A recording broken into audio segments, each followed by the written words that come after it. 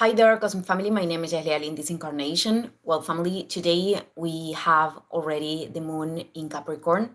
So while it approaches the mathematical degrees of the lunation and Pluto also in Aquarius, probably we are going to feel it the need of liberating ourselves from the loads that are not corresponding anymore to us, which was which is something that I was talking yesterday, and also to assume the responsibilities we do need to take. The decisions that we have pending, situations that we need to address. And I wanted to remind you that every full moon, every new moon, they are talking about cycles, emotional cycles, because the moon is ruling that, in which we are initiating or closing. And the sign, it is determining the energy of the cycles that we are closing. In this case, is Capricorn. So because of this particular one, full moon has all of these aspects with the transpersonals, Uranus, Pluto, and Neptune. Well, this could be a moment where we have a lot of emotional movement, internal movement too, because these energies are constantly operating in a collective level. We can observe them in a more generational way. But when we have this kind of activations, then we are feeling them in our lives. And well, this could bring certain instability that we have to learn to navigate. And also thinking about Pluto in Aquarius and this axis of Capricorn and Cancer. Well, the fact that Pluto is this planet that destroys whatever thing gives death to whatever thing was dead already, and it is not collaborating with evolution. Whether if it is a pattern, whether it is an space, relationships, dynamics, whatever kind of thing is not collaborating with evolution anymore, Pluto comes to destroy that in order to create this new form or this new version, to allow the new version of ourselves and of the collective too. And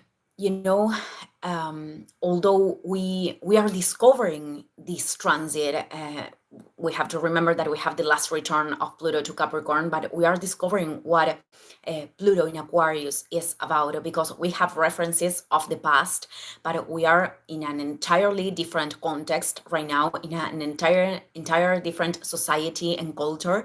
So this is operating as an spiral. Of course, the cycles, the last cycle of Pluto in Aquarius is connected to this one, but is a different one. So it is important to understand that, and how Pluto is coming to create all of this transformation, to bring all of this transformation in order for us can be a conscious society. I think this is the main purpose of Pluto. But of course, this will take time. These cycles are long. And well, coming back to the axis Cancer Capricorn in our individual lives, I think it is important to understand that well, also Pluto in Aquarius is inviting us to assume the power to make decisions in a different way, which means establishing boundaries where we didn't do before, or assuming aspects of ourselves to develop potentials too.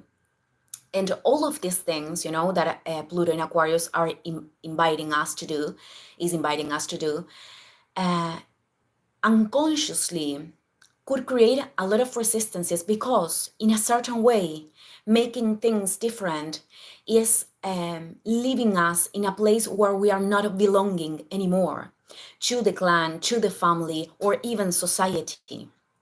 And this programming, of the group, the clan, in ancestral times, this was a symbol for protection. And and survival too. In fact, Pluto exposes our survival instincts, and that's why we could feel, in this control state, or trying to, or obsessing over something, over analyzing, these kind of things, because it is exposes our survival instincts, so we can identify them. Because in many cases they still serve. If we are in danger of death, of course they serve. But in many other cases, the situations on the outside that we are. It is the way we are perceiving the situations on the outside what is causing that to us. So what we have to understand it is that we are not. Pluto in Aquarius is not telling us that we don't have to belong anymore, but in first place, creating the home, which is Cancer, the nutritious home, is about inhabiting ourselves, is about listening to ourselves, to our own soul, to our own body, and inhabiting that place, coming back to our inner alignment. And I think that the main purpose of Pluto in Aquarius is for us to understand that the community, the group, is actually something that we are going to create, all of us, that we are going to create by occupying our own roles, our own spaces, our own particularities. And of course, as I said, this could be something that is challenging. That is challenging because it requires to make things different, in a very, very different way.